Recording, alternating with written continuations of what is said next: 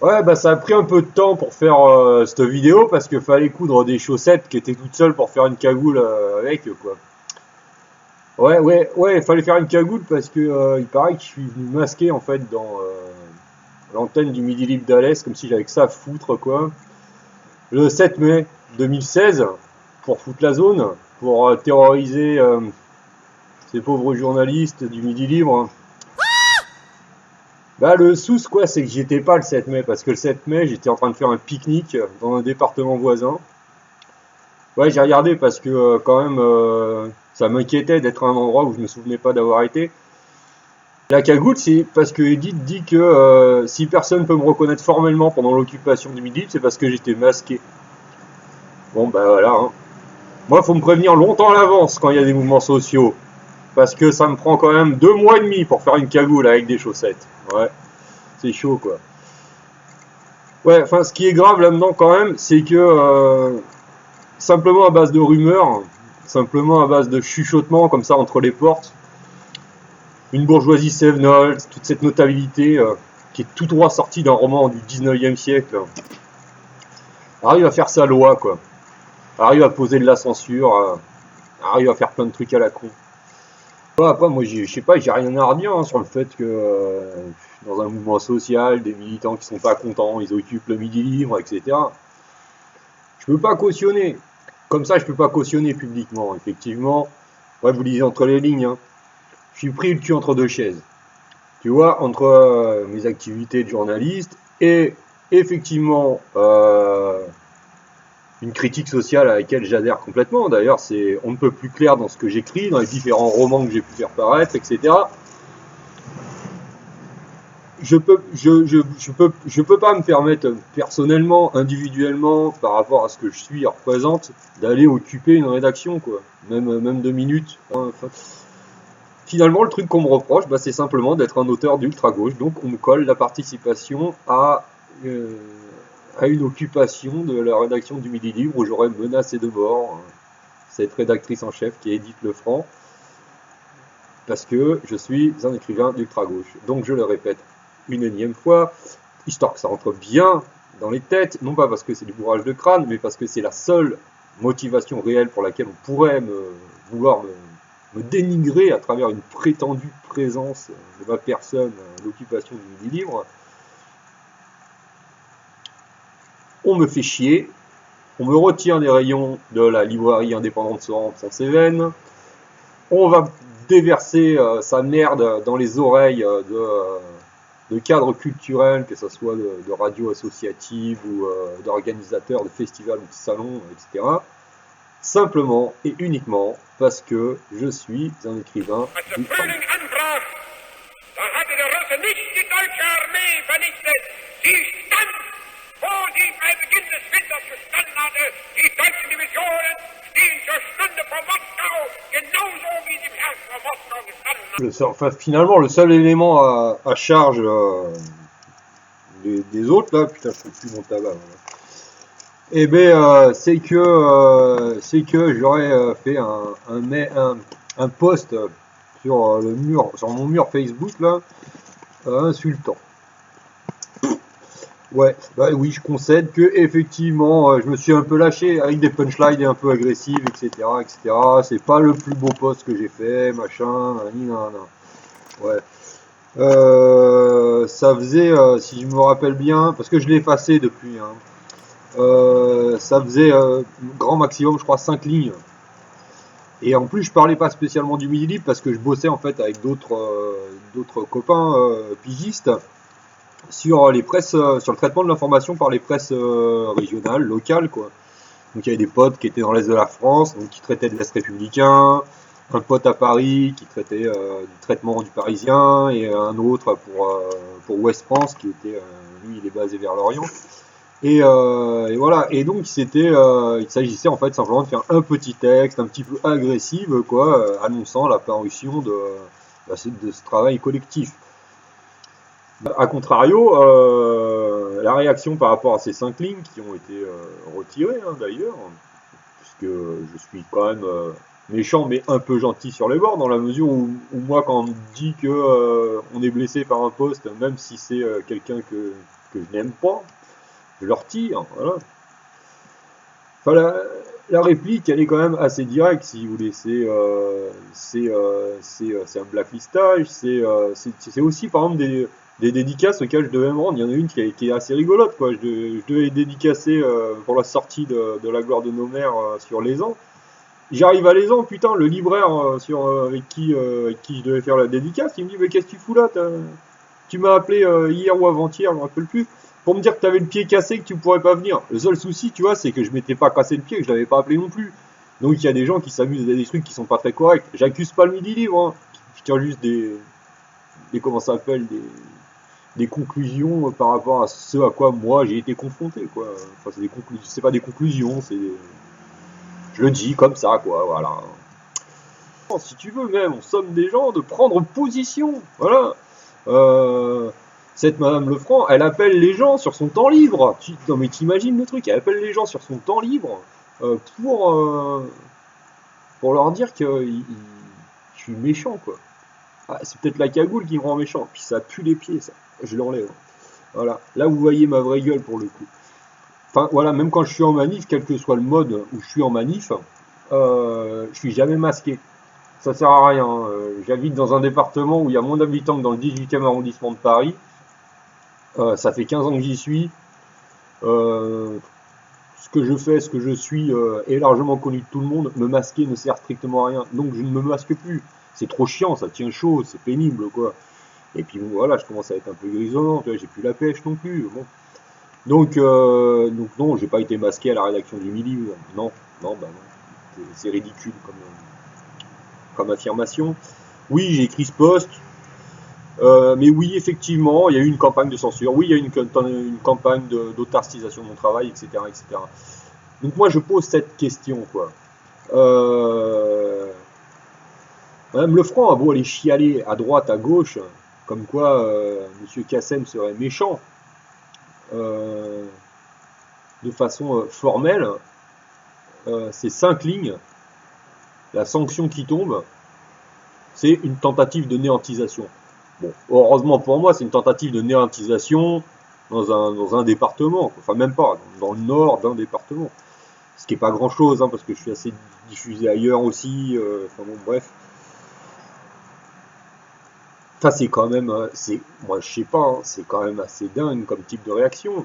Surtout, je vois pas quel type d'autorité peut représenter une rédactrice d'antenne locale d'un journal régional sur, sur des présidents d'assaut, sur des gérants de librairie. C'est, euh, qu'est-ce que ça veut dire? Ça veut dire que un directeur d'antenne d'un quotidien décide de ce que fait ou ne fait pas tel responsable de telle structure. C'est surprenant. C'est surprenant.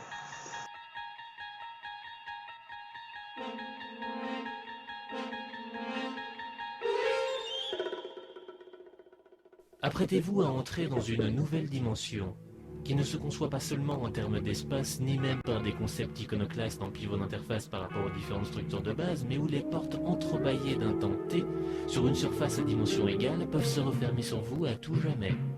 Cette dimension est faite non seulement de paysages et de sons, mais surtout d'esprit. C'est un voyage dans une contrée dont les frontières sont notre imagination, un voyage au bout des ténèbres, où il n'y a qu'une destination, la 4e dimension. Dans les colonnes de Midi Libre, il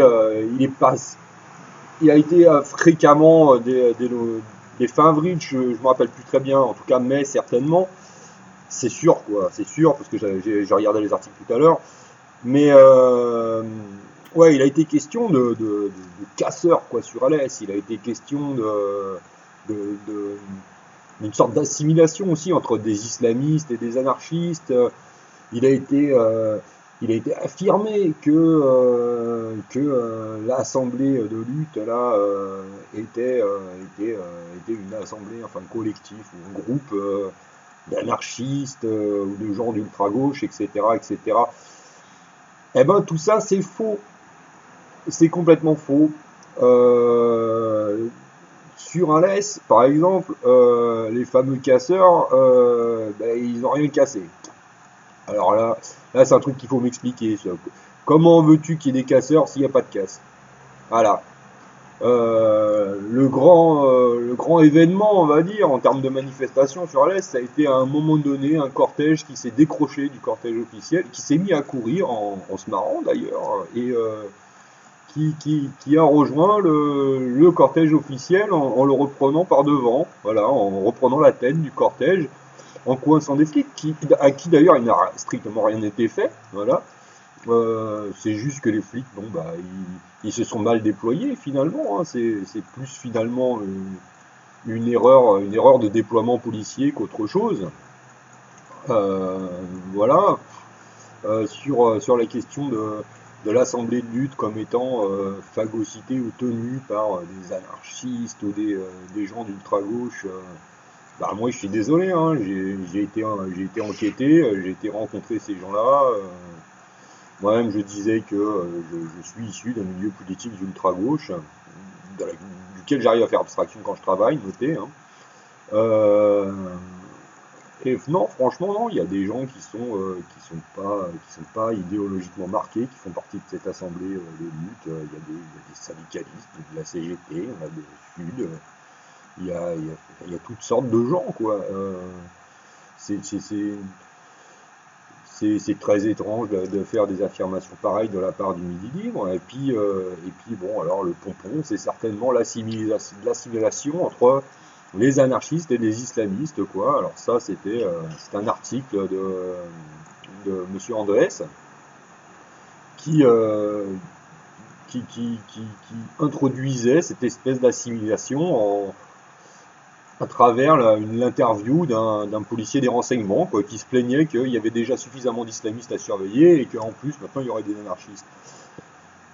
On crée un fantasme et que ce fantasme, euh, il y a une sorte d'adhésion volontaire à ça, quoi. Si les gens veulent croire qu'il y a des casseurs sur Alès, ils vont dire il y a des casseurs sur Alès, même s'il n'y a pas de casse.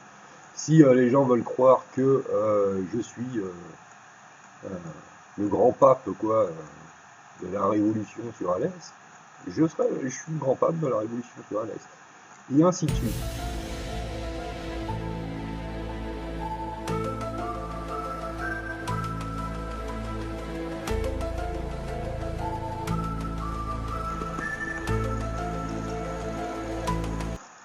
Alors les menaces,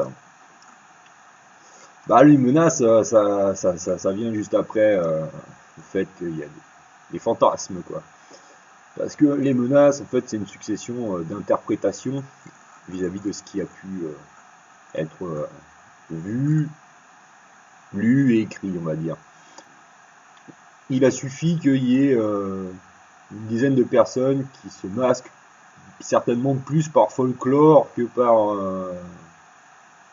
par utilité, je dirais, pour dire qu'il y avait des casseurs. Donc voilà, il y avait des personnes masquées, donc il y avait des casseurs, même s'il n'y avait pas de casse.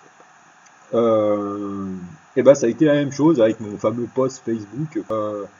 Quelqu'un qui bosse comme ça, qui écrit des choses qui n'existent tellement pas, qui les interprète d'une telle façon que c'est pas possible qu'un rédacteur en chef, qu'un directeur de journal le garde dans sa rédaction, parce que c'est même nuisible finalement à la rédaction. C'est un tout petit pays, les Cévennes. C'est quand il se passe quelque chose, les gens sont au courant en 3 4 jours, grand maximum. Alors, s'il y a des affirmations qui sont contraires à ce que les gens ont vu, à ce que les cousins ou cousines ont pu voir, etc., forcément, le journal en question, il passe pour un con. Voilà. Enfin, ça, c'était ma disposition d'esprit. Euh, bon, bah voilà, c'est juste, comme je dis, qu'il faut bouger du quart sud-est.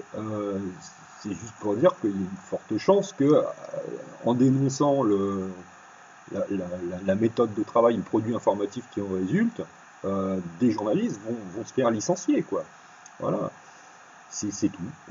L'interprétation qui en a été faite dans la rumeur qui circule, c'est que ça serait une menace physique. Bah, moi, je sais pas quoi dire. C'était pas une menace physique. Mis à part ça, je sais pas quoi dire. À savoir que les menaces de mort, quand même, ça va.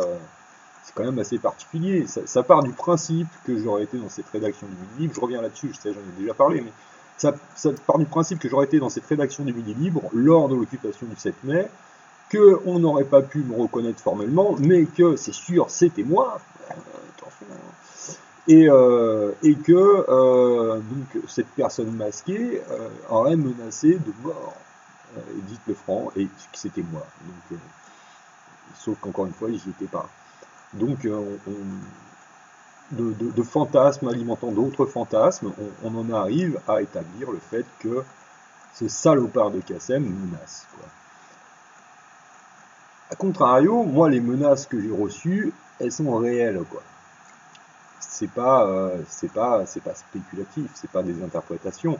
Moi, quand il y a le directeur du Midi Libre de Montpellier qui m'appelle et qui monte sur ses grands chevaux là, en me disant moi je suis un homme, je vous appelle pour vous dire que je vais aller porter plainte contre vous, etc., etc. Il dit pas autre chose que ça, hein. Voilà. Note que franchement, moi je serais ravi de me retrouver face à un tribunal pour parler de tout ça. Well, everybody's heard about the bird. Bird, bird, bird. The bird's a winner when a bird, bird, bird. Bird is a winner when a bird, bird, bird. When a bird is a winner when a bird, bird, bird. The bird's a winner when a bird, bird, bird. When the bird is a winner when a bird, bird. The bird's a winner when a bird, bird, bird. The bird's a winner when a bird, bird, bird. When the bird is a winner when a bird, bird. The bird's a winner when a don't you know about the bird? Well, everybody knows that the bird is a winner when a bird.